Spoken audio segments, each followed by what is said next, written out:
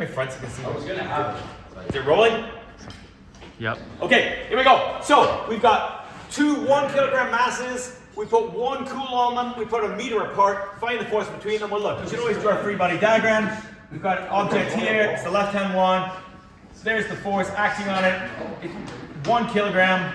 And so we're going to say F net equals MA. Well, the net force is FE is equal to MA. Well, the force, the first question is find the FE. Well, the FE is just K. Because the two Q's are equal, I can just write Q squared over R squared is equal to MA. So I've got 9 times 10 to the 9th. Both charges are 1, so that's easy. Over 1, I gave you nice numbers, is equal to, 1A. And so I've got 9 times 10 to the 9th is both the electrostatic force, and because it's a 1 kilogram mass, it's also the acceleration. And so yeah, damn is right.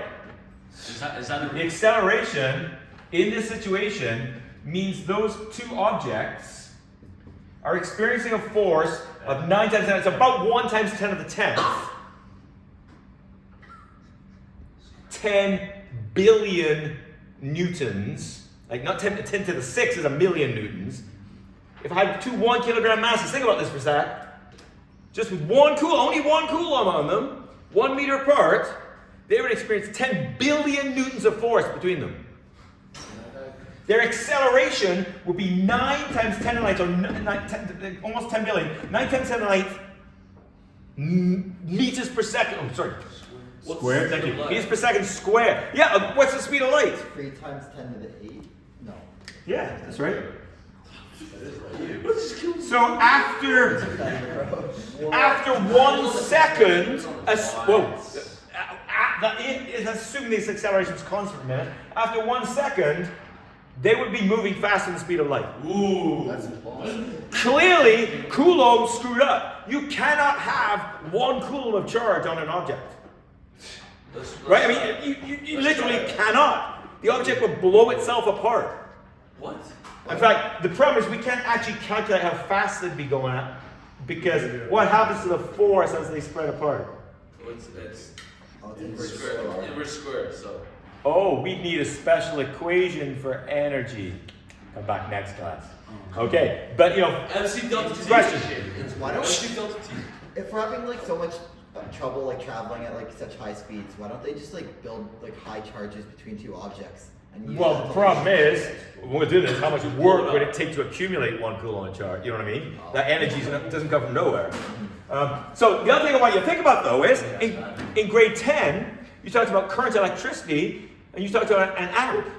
An amp, by definition, is, anyone remember? How much electricity flows per second to make an amp? 1. Yeah, 1 coulomb per second. Wait. An amp is 1 coulomb per second, but I just told you that it's impossible to have an amp, to have a coulomb. Come back next. What's the difference? Less than 1 amps. No, these circuits in this room, I'm sure, are all 15 amp circuits. But these are flowing out.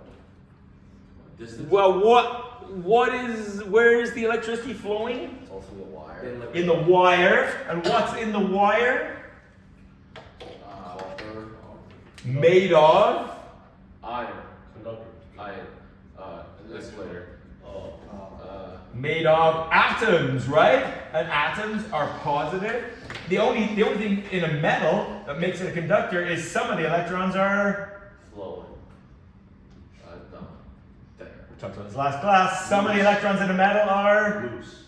yeah, we call them free electrons. That's it.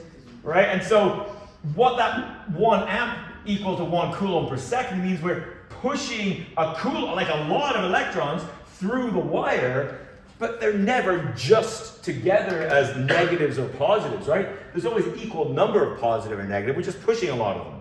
That kind of makes sense? So yeah, you can push 1 coulomb per second through a neutral material, but you can never accumulate 1 coulomb in one place. That would be like the energy, well, we'll calculate the energy of all next class. Okay, kill the video, thanks.